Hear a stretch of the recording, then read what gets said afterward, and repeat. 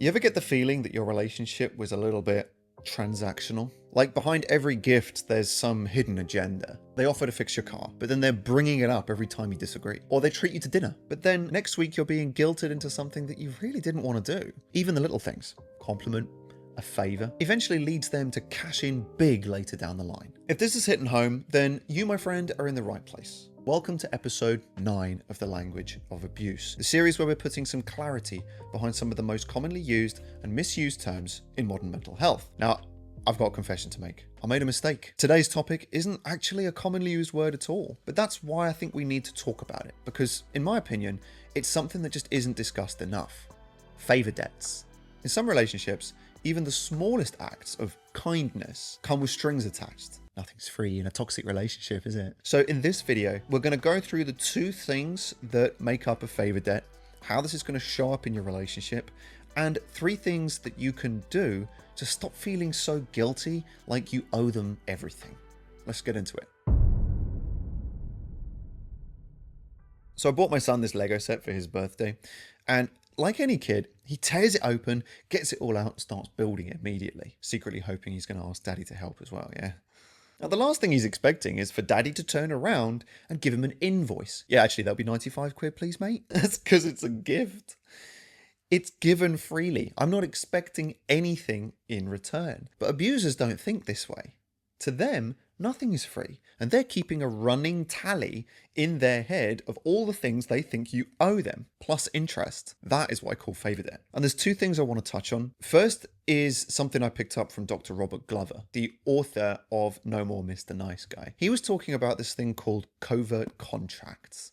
Essentially, it's where someone expects you to do something, but they never really tell you that's what they expect. Expectation with no communication. Kind of like me expecting my 8-year-old son to pay me back for his gift, but never actually giving him the invoice or telling him about it. And the second thing is how it makes you feel. You see, resentment is going to build in them because you're not doing the thing that they're expecting you to do. And on the flip side, it can end up making you feel incredibly guilty, like you owe them something. Because nothing's been agreed, right? There's no contract on the surface. There's no agreement. Nobody knows really where they stand.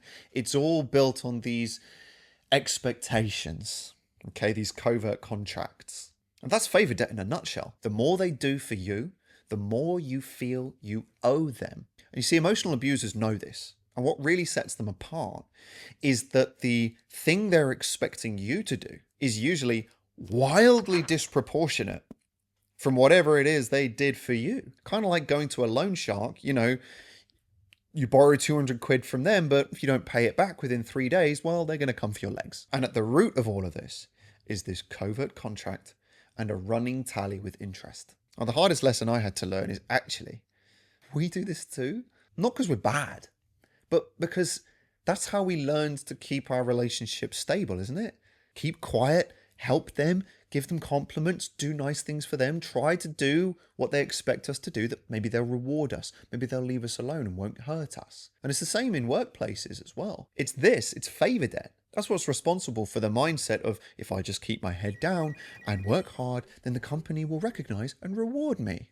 But who wins here? The one who gives everything at the chance for a promotion, or the one who gets everything for a cheap price? Now, if this is sounding a bit familiar, don't worry about doing anything for it now. Just notice it, because I'm going to go through 3 things that we can do. But first, I want to give you some real life examples. I have a colleague whose toxic boss was flying in for the week. And when he gets into the office, he's going about doing all sorts of nice little things for people. He's bringing donuts, he's got some chocolates from the airport, there's a compliment here, a thumbs up over there. And the day he's supposed to leave, I find out that my colleague is expected to go and fetch his stuff from the hotel and bring it to the office for him. Now, you might just think, okay, maybe he's just being a bit cheeky. But the bottom line is this. This is cult-like enforced loyalty. The kind of stuff that you read about in Margaret Singer's books. See, there was never any agreement. My colleague didn't ask for any of those nice things. And I get it, because it's not always possible to read into somebody else's intentions. But this is really pushed into abuse when someone is deliberately clocking up favor debt with the intention of cashing in on it later. I pick you up a donut.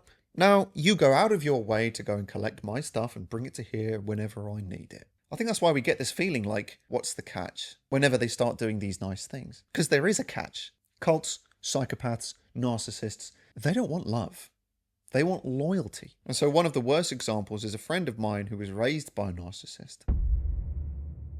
She was saying how her mother expected her to repay 18 years of debt for raising her. Every penny spent on her, every minute spent looking after her, diapers and food and clothes, all of that is expected to be paid back. They're not just going to invoice their 8-year-old for a Lego set, they're going to invoice them for the entire job of raising them. And it's a relatively big impact for a pretty small effort, don't you think? Small favours in exchange for pretty much everything, and they don't agree any of it up front. And I think it's because most of these guys have never actually done a hard day's job in their life. It reminds me of a kid the first time they get a paper cut. To them, that's the most painful thing they've ever been through in their life.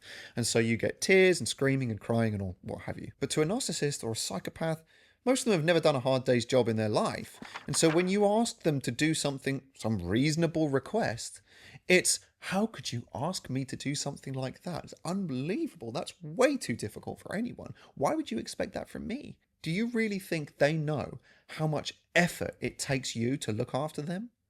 I don't. So what do we do about it? Let me ask you this. If I had to ask you to pick a single emotion that would sum up your entire relationship, what would it be? For me, it would be guilt.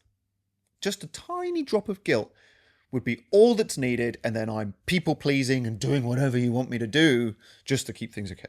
So I think the first step is just to recognize you feel guilty. When your partner or your boss says, after all the nice things that I've said and done for you, the least you could do is get in your car, go out of your way, and go and collect my stuff from the hotel and bring it back here for me. If you can just recognize you feel guilty and ask yourself the question, what rule did I actually break? Because it's not a crime to accept a favor. It's not a crime to accept a compliment. And it's not a crime to accept a gift. The goal at this stage is not to fight it. It's just to see it for what it is. Step 2, you know that moment where you feel, well, he did do this nice thing for me and he has been really good to me, so maybe I should just do it just to keep the peace, okay? Now, I've been there enough times to know that's just going to get you more stuck. So once you've clocked it, you have to test it. And this is the exact question that I asked my colleague. If the roles were reversed, what would you do? And you know what he told me?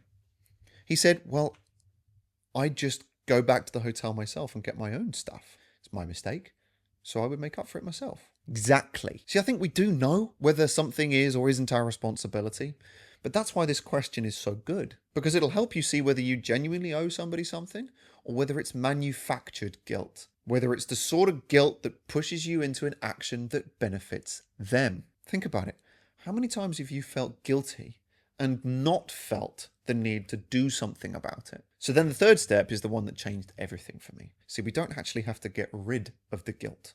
We just have to control it. And that's because guilt itself is not actually a bad thing. If you just think about a world where guilt never existed, it'd be a society of psychopaths, wouldn't it? That's what a psychopath does, doesn't feel bad for anything. So it's not actually feeling guilty that's the problem. It's just that you're feeling it at the wrong time for the wrong reasons. Glover was talking about this as well, in that we engage with covert contracts when we don't have any boundaries to stop us. So the solution seemed pretty obvious to me, really. We just need better boundaries. Now, I have a slightly different view on what it means to build a boundary than you'll find in the mainstream, on Instagram or TikTok or wherever.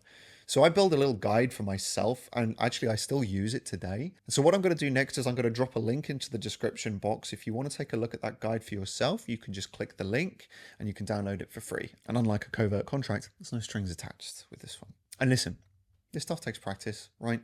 I wouldn't expect to be seeing results immediately. It's definitely a process. And what we chatted about today was just a tiny piece of the puzzle. There's way more that we can do to help you start to feel a little bit more like you again. So if this resonated, hit the like button, subscribe to the channel for more videos just like this, and drop your comments and questions down below as well. I do try my absolute best to read and respond to every single one of them. Next up, we've got this video on the silent treatment. So whenever you're ready to check out the next video, the link should be just up here. Click that, and I'll see you in just a second.